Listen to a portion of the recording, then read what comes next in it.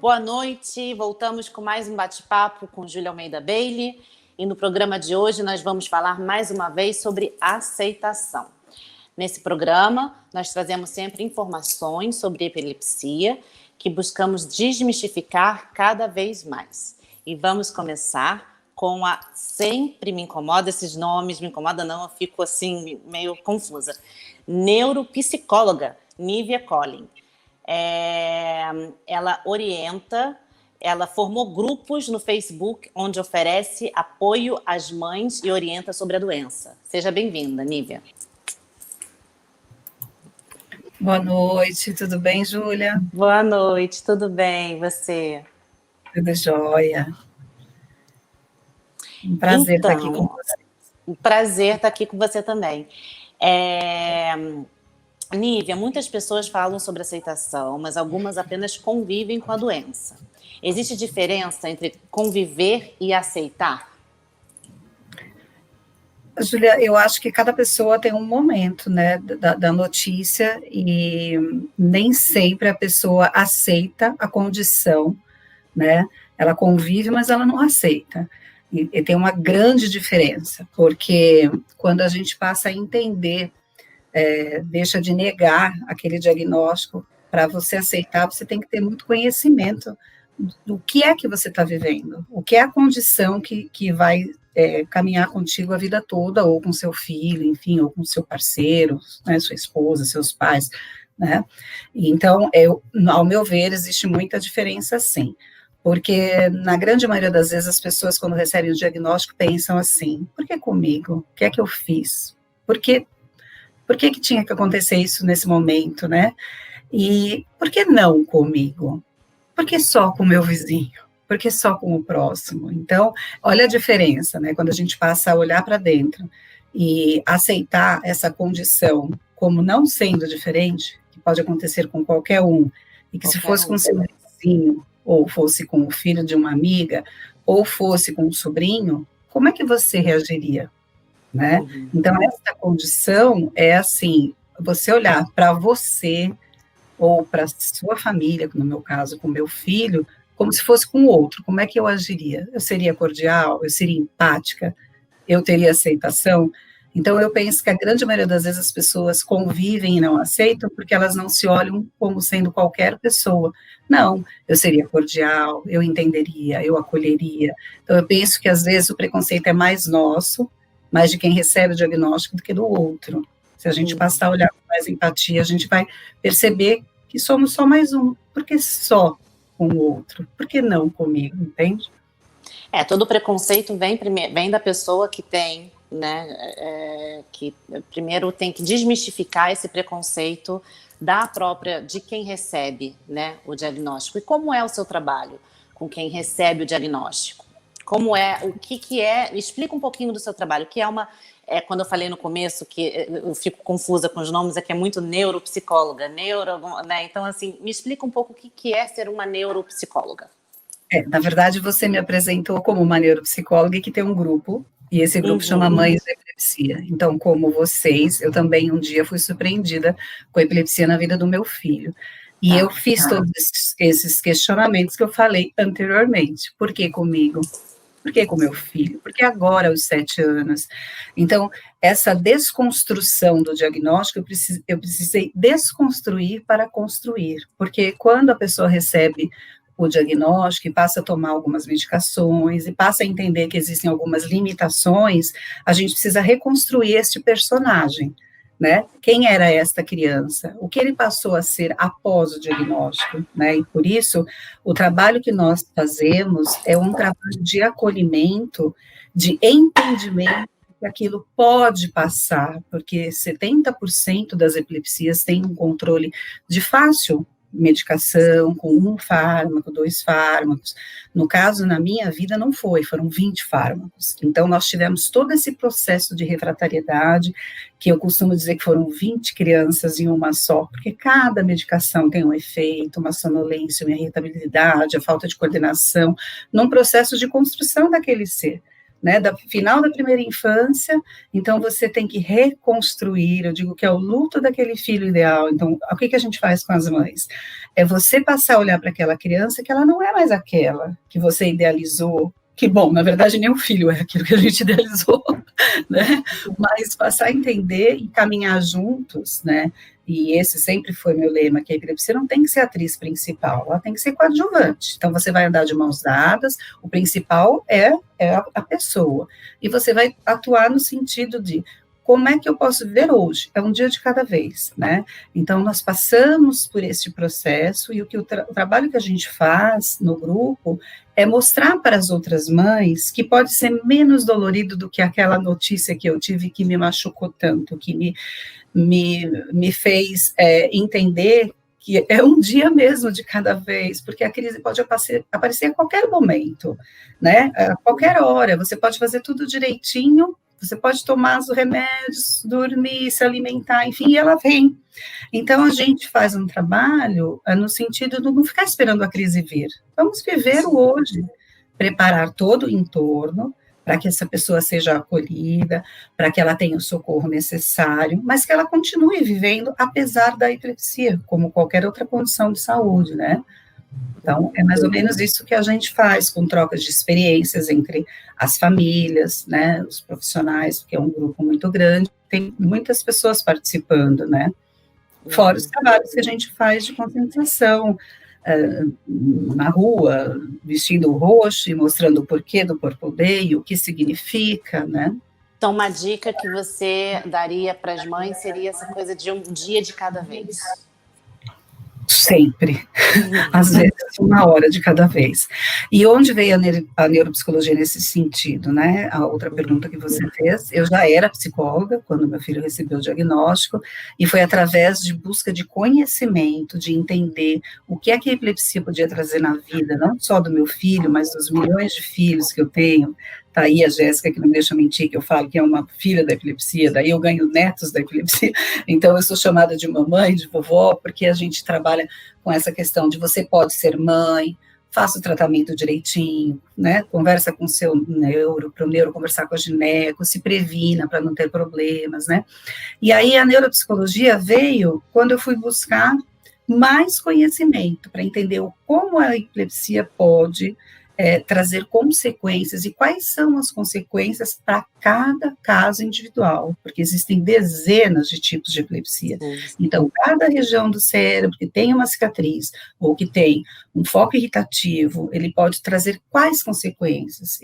Essas epilepsias, elas podem ter uma cirurgia ou não, ou ela é só medicamentosa, ela mesmo com medicamento, ela vai ter controle ou não, enfim, foi em busca de conhecimento, e que hoje eu faço avaliação neuropsicológica para ajudar os neurologistas, às vezes psiquiatras, porque também tem comorbidades de depressão, de síndrome do pânico, que eu acho que é pior até do que a epilepsia, porque se a gente não tratar, né, esse emocional, e a pessoa entender como se posicionar diante da doença, porque é uma doença neurológica, ela tem um tratamento contínuo, você vai carregar ela ali, de mão dada a vida inteira.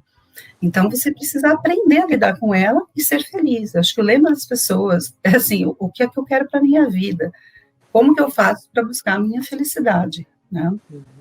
E só para a gente terminar, fechar, né? Como é que você acha que exatamente, já que você entrou também um pouquinho nisso que eu estava querendo entrar, como é que você acha que o estilo de vida da família, da mãe, da pessoa que tem, né, epilepsia, né, como é que você acha que isso afeta no desencadear das crises, das ausências, né? Junto, claro que a primeira coisa é o medicamento. Você tem que tomar o seu medicamento, né, o tratamento correto, né, como você também falou.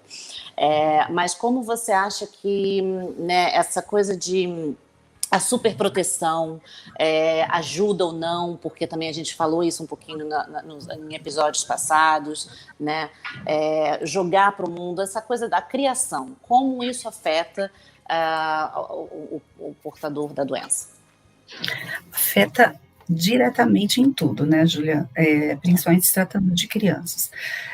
O meu modelo de mãe, daqui a pouco o Eduardo Caminada vai entrar aí. Foi o Sim. Eduardo que me recebeu nas redes sociais quando eu passei na minha vida, e eu fui buscar a ajuda dele, traduz para mim o que você sente depois de uma crise. Então, acho que os pais têm que procurar entender isso.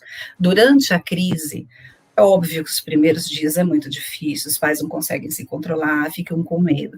Mas durante a crise, como é que eu tenho que agir? E aí ele foi me falando como é que a mãe dele fazia, né? Então, você dá a mão para a pessoa, você fica ao lado da pessoa, olha, eu estou aqui, vai passar, né? Você não está sozinho, né? Para que essa pessoa se sinta capaz de voltar e não ter que dar satisfação para o próximo. Então, por isso que eu insisto em fazer esse trabalho de conscientização, porque às vezes a pessoa volta de uma crise tônica ou clônica generalizada em que ela ainda não, né, não se refez, ela precisa dormir um pouco para o organismo, né, se restabelecer, e ela volta com culpa ou com vergonha, ainda tendo que dar satisfação de uma condição em que ela, naquele momento ela não está em condições. Mesmo uma criança, que às vezes ela tem uma pequena ausência de milésimos de segundo no meio da sala de aula, mas ela perdeu uma fração de uma informação até ela voltar, então os outros também têm que entender essa condição.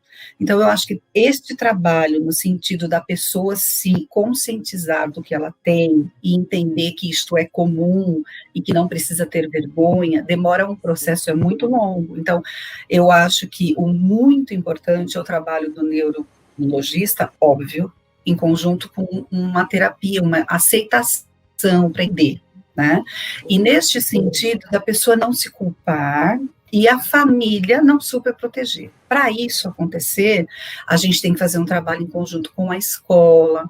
Essa criança tem que se sentir segura, mas a família também tem que se sentir segura, que naquela escola, que é o ambiente que vai para fora, né, os primeiros momentos, ela vai estar segura caso aconteça alguma crise, né, ou se vai fazer uma viagem, aconteceu comigo, meu filho estava 2 anos sem crise, teve um episódio, eu fui comunicar à escola que nós íamos retomar o tratamento um pouquinho mais, né, mais medicamentos, enfim, primeiro momento a escola falou, então ele não vai no passeio, eu falei, não, você não está entendendo, ele vai no passeio, eu vim aqui para vocês entenderem como se portar se acontecer, porque ele já sabe que se escapar um xixi, né, numa crise tônico-clônica, é fatal, dormindo, ele vai trocar o lençol e no dia seguinte ele, bora, entendeu? Ou vocês ajudam.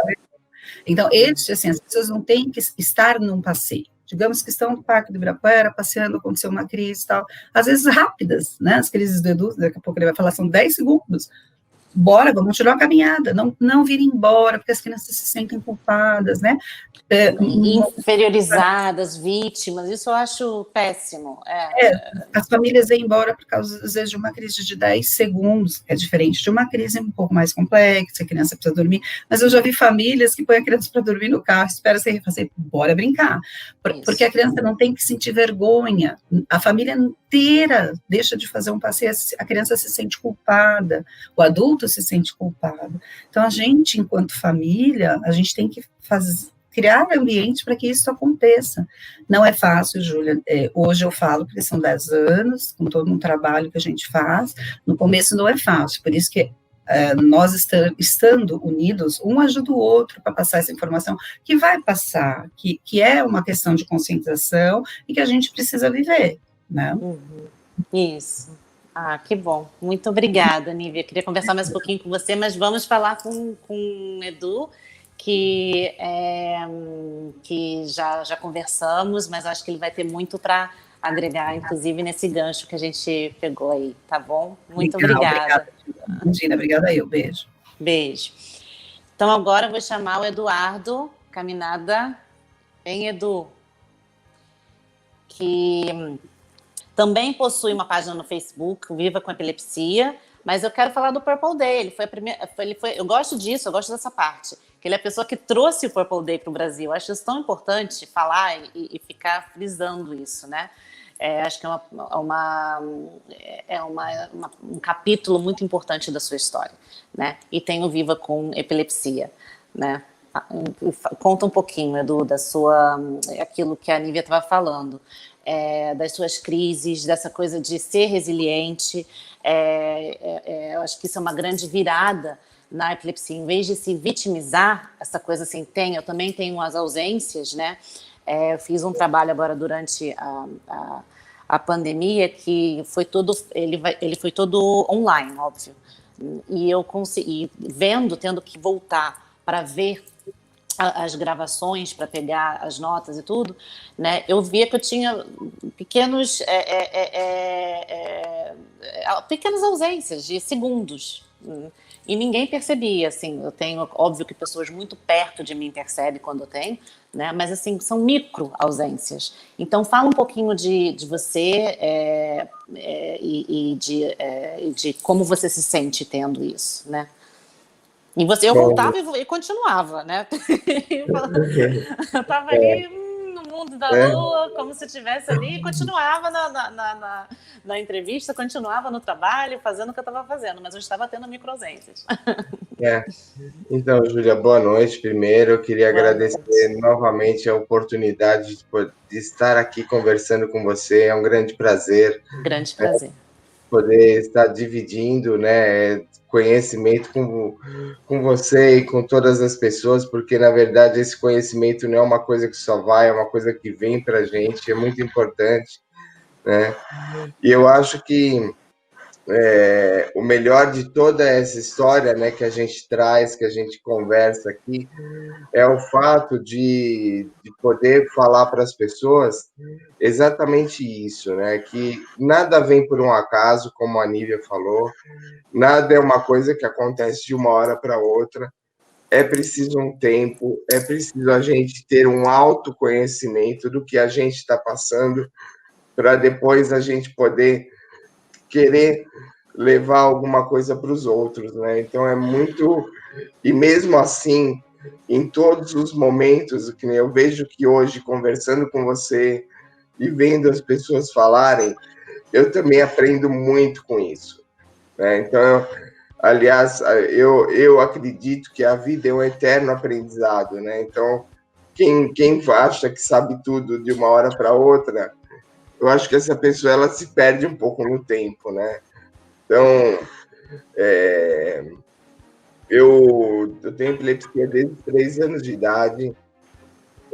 O papel da minha mãe foi fundamental, a família para mim foi assim, a minha família me ensinou muito e essa resiliência, claro que vem um pouco, a grande parte vem da minha própria personalidade, mas também eu acredito que o papel da minha família, do jeito que eles olharam para mim e acreditaram, né, falaram, olha, Eduardo, você pode fazer, você pode estudar, você pode fazer as suas coisas, não importa que essa noite você dormiu mal, não importa que você teve crise durante o dia, acredite, né? Porque se você não acreditar, né, quem é que vai acreditar? Exatamente. Eu acho que é isso, sabe? Às vezes a gente espera muito do outro. Às vezes a gente tem uma necessidade da resposta do outro. E essa resposta, a resposta mais importante para a nossa vida, ela está dentro de nós mesmos. Então, isso é uma coisa que é fundamental. A gente tem que ter essa consciência que a epilepsia ela faz parte da nossa vida. Eu acho que até falei isso na outra vez que a gente chegou a conversar, mas ela não é a nossa própria vida, entendeu? Não. Tem muito mais do que isso. A gente tem que se olhar e falar assim, poxa, eu consigo fazer mais. E eu não preciso só do outro para me ajudar. É claro Sim. que na nossa vida a gente não está sozinho. Então, você, quando é pequeno, você tem esse apoio da família, de repente você cresce, você começa a buscar os seus horizontes, né, para você poder se enxergar dentro desse espaço enorme que é o mundo, né, é a sociedade que a gente vive. Tem coisas que fazem bem para a gente, tem coisas que não fazem, né, a gente sabe muito bem. Ok, isso é muito importante, principalmente para a gente, não é? É saber, notar o que é isso, o que faz bem para a gente, o que não faz, é ser, né, um egoísta do bem, É, não é? mas é isso mesmo, e eu acho que é, em tudo que a gente faz, bom, eu uso muito isso pessoalmente, né? Eu procuro, eu, eu procuro fazer as coisas para os outros, mas eu acho que eu tenho que olhar primeiro para mim. Isso que eu estou fazendo me faz bem, né? Porque não adianta, né, Júlia, só você ficar olhando para o outro, querer fazer pelo outro, se por um acaso aquilo não faz bem para você, né? Então... Porque você não vai entregar para o outro uma coisa que é uma coisa boa, um conteúdo, né? Bom, é verdade. Você tem que seguir o seu caminho e olhar para você primeiro e ver o que é importante. Você está fazendo total sentido. É verdade. Sim. Não, eu acho que tem muito isso, né? Você oferece, para você poder oferecer para alguém, você tem que ter. É verdade. É. E me fala um pouquinho sobre a sua página no Facebook. Como é que é ajudar, essa coisa de ajudar as pessoas? É isso que você já está falando um pouco sobre isso. Mas me fala da sua página, dos grupos, está crescendo isso, esse movimento, como é que é isso? Como é que funciona? Então, eu comecei em 2002, né? Tem 18 anos aí, né, de história do Viva com Epilepsia. O Viva com Epilepsia começou em um momento muito difícil da minha vida, que eu tinha sido demitido de um trabalho pelo fato de ter tido uma crise dentro desse ambiente de trabalho. E aí passou isso, eu falei, não, eu tenho que fazer alguma coisa, escrevi um livro, não consegui editar na época, e aí eu falei, na época o que estava bombando eram as questões dos blogs, eu comecei a escrever um blog, e depois o blog, quando começaram as redes sociais, entrou para o Orkut, e depois foi o primeiro grupo, assim, que começou a falar um pouco de epilepsia, e de uma forma um pouco mais, com um olhar diferente, um olhar do paciente, sem ser um olhar profissional, né, explicando exatamente o que era a epilepsia só por si, tudo e tal. E eu fico muito feliz, muito mesmo, Júlia, porque eu vejo que isso cresceu demais. Então, o fato de terem outros grupos, o próprio grupo da Nívia foi um grupo que apareceu depois do meu grupo, e o grupo dela hoje é muito maior do que o meu. Isso não me incomoda em absolutamente nada, eu fico feliz de verdade, porque eu acho que quanto mais pessoas a gente atingir, é melhor. E é bom que as pessoas tenham oportunidade de se enxergar dentro do espaço e escolher o melhor lugar para elas. É muito ruim você ter uma escolha única, né? Então, eu acho legal essa ampliação de escolhas, né? Então, não existe só uma coisa, né? Só um lugar que leve elas a informação. Então, acho que isso é muito importante. Ai, que bom. Você quer falar o endereço da sua página, Viva com Epilepsia? Tem um site que é o vivacoepilepsia.org e nas mídias sociais todas é tudo Viva com Epilepsia só. Né? Tá. Então, tanto no Instagram quanto no Facebook, é tudo Viva com Epilepsia. Deixa eu te falar, só uma coisinha rapidinha. Eu tenho um projeto que é o Dudu pela Vida, que é muito legal. É um personagem que eu voltei um pouco na minha história, contando, na época que eu tinha em torno de 6, 7 anos, como que era a minha vida. Né? Então, porque isso mexe muito com as crianças, mexe muito com as famílias, e mostra que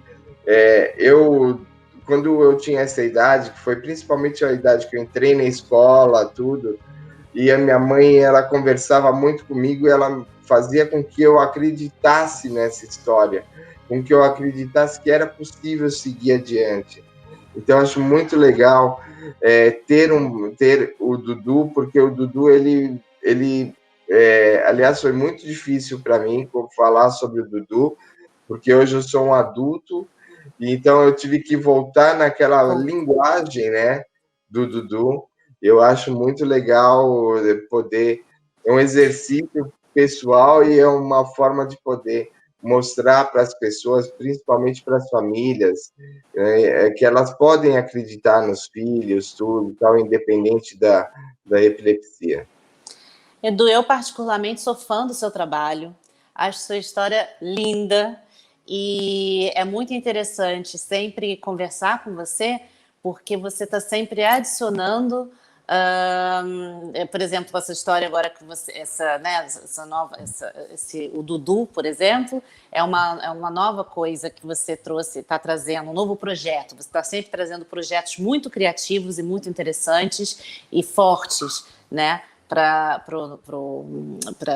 epilepsia, para ajudar na conscientização sempre, que é isso que estamos conversando aqui, que sempre conversamos, que unidos e tendo esse tipo de coisa que vamos fazer com que, né, se ninguém compete com ninguém, é uma coisa que está sempre, quanto mais falar, quanto mais coisas criativas e interessantes, melhor, né, para poder ir pipocando aí e que quebre esse padrão de pensamento, né, porque é muito, né, que tem. E é com a nossa história mesmo que a gente tem para oferecer. Então, parabéns. É verdade, parabéns. Eu te agradeço demais, Júlia. E, assim, eu fico até feliz e emocionado com as suas palavras. Eu acho que isso é assim, animador para que as coisas possam continuar acontecendo dessa forma, assim como o trabalho que você faz também, eu acho um trabalho fantástico, você usar o seu personagem, a sua pessoa, para poder trazer essa informação, eu acho muito legal. Você colocar que você não tem preconceito consigo e que você está mostrando que as pessoas não têm que ter também, eu acho isso bárbaro. E eu acho que é diferente você fazer um trabalho sozinha, é diferente eu fazer um trabalho sozinho, do que nós estarmos aqui juntos, pessoas que fazem trabalhos individuais e que esses trabalhos se encontram em um prol comum, entendeu? Então, eu acho muito legal isso. Isso, e cada vez mais. Isso, cada vez mais. Legal, muito obrigado. Obrigada a você. E daqui a pouco estaremos juntos cada vez mais também. Tá? Parabéns aí. Muito obrigado. Agora eu vou chamar a Jéssica, que ela... Eu acho que a ABE de Fortaleza é nova, mas eu vou perguntar isso diretamente para ela.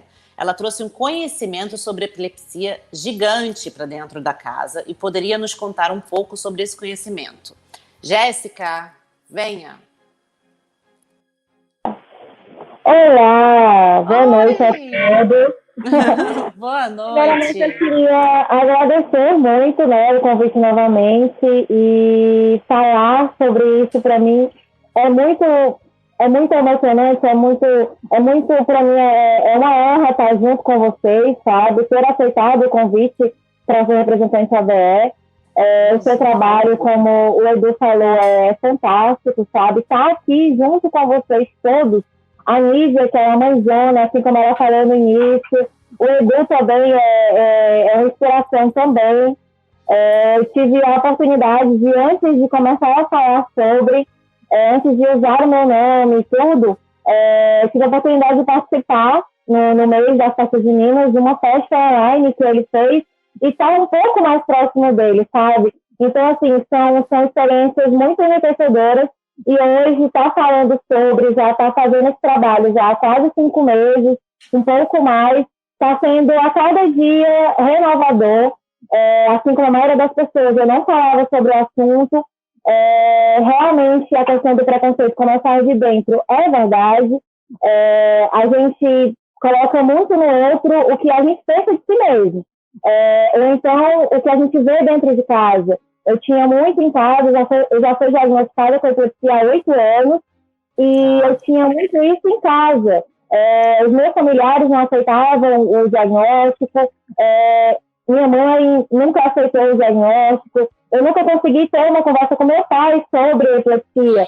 Então, hoje em dia, ver ele vendo as coisas que eu estou fazendo na internet, nas redes sociais, curtindo, compartilhando e tudo, é uma forma de ver que ele agora faz parte da minha vida também, sabe? Então você mudou o seu sistema, é hereditário, sua epilepsia é hereditária, né? E você mudou o seu sistema da sua família toda de pensar, o mindset da sua família, é isso? Ah, que interessante. Exato, Como o seu trabalho.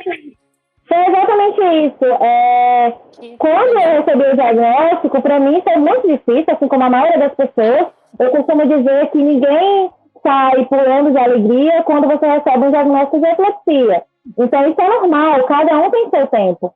Só que, para mim, foi relativamente fácil. Eu entendi, porque eu descobri a epilepsia durante uma gravidez, durante a minha primeira gestação. Então, para mim, saber que tinha epilepsia, depois de todo um processo, foi tipo um sair da sombra, sabe?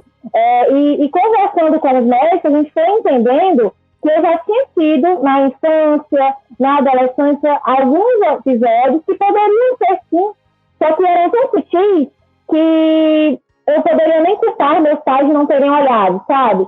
Então, assim, acabou que foi crescendo, chegou o diagnóstico, eu tenho parentes na família que também têm epilepsia e que só após o meu diagnóstico foi que eu consegui levar essas pessoas para o médico, sabe? Para também tentar fazer seu tratamento correto, acompanhamento. Eu venho de uma família de um misticismo muito grande relacionado à epilepsia, de coisas do além, total. Então, assim, foi quebrado, foi começando a quebrar dentro de casa. Mas, mesmo assim, eu ainda não falava para todo mundo.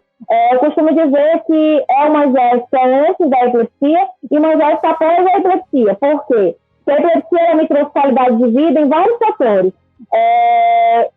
Eu tinha uma vida totalmente desregrada, eu trabalhava à noite. Então, quando veio o diagnóstico da epilepsia, eu tive que organizar a minha vida. Mas não foi assim de bate-pronto. Eu ainda tive alguns anos ainda de, assim, só porque eu tenho crise de ausência, porque no início era só crise de ausência, eram desmaios, ou então paradas comportamentais, e aí eu achava que podia seguir minha vida totalmente normal. Você passou um período sem estar sendo tratada porque você não sabia você não tinha sido diagnosticada, é isso? Isso. Eu ainda fiquei alguns meses ainda sem saber ao certo o que estava acontecendo. E só após saber, eu ainda continuei naquela inscrição, sabe?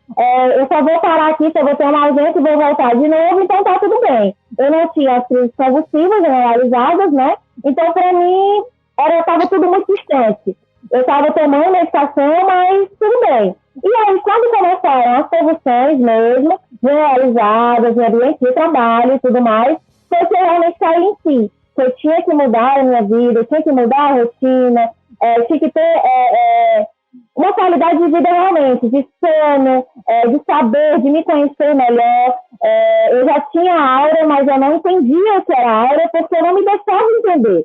Então, foi mais ou menos 4 anos, vai fazer 4 anos agora, no final de novembro, que realmente eu agora me conheço bem mais. E isso veio muito com a minha segunda gestação, sabe? Minha segunda gestação foi uma complicação imensa e ela me trouxe vida novamente. E aí você foi para a segunda gestação, então. Então, deixa eu te fazer, com pessoas que não se aceitavam, um pouco, né, com um pensamento um pouco mais para baixo e tudo, ao seu redor, né? O que te dá força para ser uma pessoa, não só, você já é uma pessoa positiva, né? Assim, já tem isso na sua personalidade, você já tem esse traço de personalidade, mas o que te dá força para continuar sendo positiva e para atingir essas pessoas, para mudar a cabeça dessas pessoas, das pessoas ao seu redor? O que te dá essa força para continuar indo em frente? Olha, você falar sobre isso é uma coisa bem particular, sabe? Porque, assim, a minha vida toda, eu tive muitas complicações na infância, coisas fantasmas mesmo de infância, coisas bem que eu nunca tinha relatado para ninguém, mesmo com o processo de terapia e tudo mais. E com a adolescência, veio várias coisas. Sempre era na escola a que todo mundo queria ser amiga, era mais ou menos assim. E eu tinha muitos amigos, sempre fui muito rodeada de pessoas. E eu saí de casa muito cedo, fui estudar fora, morei em outros lugares. Eu sempre estava rodeada de pessoas e tentava fazer o máximo possível. Só que dentro de casa, mesmo sendo uma família muito grande, eu não tinha muito essa palavra dentro de casa. Então, assim, eu na rua era uma pessoa e dentro de casa era outra. Então, quando veio o diagnóstico da epilepsia, isso só fez com que aflorar o que todo mundo falava. Ah, você é muito autossuficiente, você sai cedo de casa, então agora, com você com epilepsia, você vai ter que depender das pessoas. Então, eu escutei muito isso, logo nos primeiros anos, sabe? Eu com um bebê pequeno e muita gente do meu lado falando, olha, agora você vai ter que depender de alguém, porque você não vai precisar cuidar do seu filho. Que absurdo! Então, assim, eu peguei tudo isso e coloquei a favor, mas a favor de mim e a favor do meu filho. Porque não era a epilepsia, é como o Edu falou, sabe? Eu coloquei para mim que a epilepsia fazia parte da minha vida, mas ela não era a minha vida. Pelo contrário, eu ia pegar aquilo e ia começar a crescer de alguma forma. E foi passando os anos e eu realmente continuei crescendo com aquilo para mim. Eu sabia o que era, fui pesquisar tudo sobre o meu diagnóstico, eu fui atrás, mudei várias vezes de médico, até chegar no médico que me acompanha hoje, que ela simplesmente é um anjo na minha vida, ela me acompanha já há quase 4 anos, ela acompanhou a minha gestação segunda, e ela fez todo um processo na minha cabeça que me ajudou muito. Então, eu sempre queria um novo olhar sobre a minha epilepsia, justamente para me conhecer mais. Então, agora, falar mais sobre foi muito transformador, sabe? A verdade é essa, porque... É libertador. É libertador, porque foi pensando em ajudar alguém que, mesmo que fosse uma pessoa, que eu consegui me ajudar, sabe? O processo de autocuidado, que eu tinha muito pouco, essa é a grande verdade, eu só queria cuidar do outro, e não tinha esse autocuidado, e hoje eu tenho autocuidado, sabe? Então, assim, falar nas redes sociais, para mim, que era... Isso não foi uma coisa... foi uma coisa muito complicada, foi muito difícil. Na verdade, as pessoas queriam sugar a sua força, né? Assim, isso, era mais ou menos isso. É exatamente isso. Então, assim, falar de mim nas redes sociais foi muito complicado. Porque, assim, eu sempre trabalhei com eventos, trabalhava com vendas. Então, assim, falar de alguém, vender um produto, para mim sempre foi muito fácil. Agora, falar de mim é muito complicado. Então, assim, participar da jornada da Epilepsia 360 me abriu a conhecer novas histórias. A Priscila Sotério, do Maternidade Sem Epilepsia, foi uma inspiração tremenda, sabe? As meninas, a Ellen, a Luana, que realmente começaram a falar e fizeram um relato delas. Quando eu escutei o relato delas, Júlia, eu simplesmente fiquei incomodada comigo mesmo, sabe? Eu, mãe, 2 filhos, já diagnosticada já há 8 anos, podia falar tanta coisa com a minha própria experiência e ver meninos como ela falando, por exemplo, que não teria muito o que falar. Então, assim, hoje eu me sinto muito feliz fazendo esse trabalho, com o projeto do Conte Sua História, que é dar cara à epilepsia, convidando pessoas para contar as suas histórias no meu Instagram. Isso me deu realmente essa palavra, foi libertador, sabe? E com o convite da ABE para ser representante da ABE Fortaleza, que já era um projeto que eles queriam fazer e eles viram em mim a força e a cara para isso aqui em Fortaleza, para mim foi muito maravilhoso. Porque eu agora estou fazendo todas as movimentações possíveis para poder fazer um barulho imenso aqui em Fortaleza e a gente conseguir alcançar as pessoas que não têm primeiro atendimento, as pessoas que não têm diagnóstico, as pessoas que não conseguem uma consulta porque é muito difícil. Porque a gente sabe que em dados mesmo precisos, as classes menos favorecidas são as classes que mais têm incidência de epilepsia, sabe? E por quê? Porque muitas das vezes as pessoas não têm nem diagnóstico. Então a gente sabe, você sabe que a epilepsia ela é cara, para você ter os exames necessários, os remédios são de alto custo. Então tudo isso é muito complicado. Eu faço parte do SUS, mas também tenho acompanhamento particular, porque a minha médica atende nos 2. Então ela fica 100% para mim. Mas eu sou atendida pelo SUS, entendeu? Eu recebo medicações de alto custo. Entendeu? Uma das medicações que eu tomo é de alto custo, que a minha epilepsia é refratária. Então, assim, eu quero levar a realidade que eu vivo, porque eu sei que muitas pessoas vivem. Então, esse convite da Bé só veio para... Eu escutei muito isso da Fernanda, da Assistência Social da ABS São Paulo, escutei muito ela falar que o que eu estava fazendo sozinha, hoje, com representantes da ABS, eu poderia fazer muito mais, vendo inspirações como a Nívia, como o Edé, e juntar tudo isso que eles falaram, sabe? Eu acho que eles são muito... eu acho que a palavra é emocionados, estão felizes, porque o que eles começaram há 10 e com 18 anos atrás, hoje tem muita gente falando sobre. Então, a pandemia ela vem para ajudar isso. Então, se é para ajudar, vamos falar mesmo, vamos dar cara à reflexia. E é isso, para quebrar os preconceitos. É isso que a gente tem que fazer. Ah, que linda. Muito obrigada, Jéssica. Muito bom falar com você. Nossa. E estamos juntos. Eu que agradeço. Beijo grande. Obrigada por ter assistido o nosso episódio de novembro sobre família e aceitação de identidade.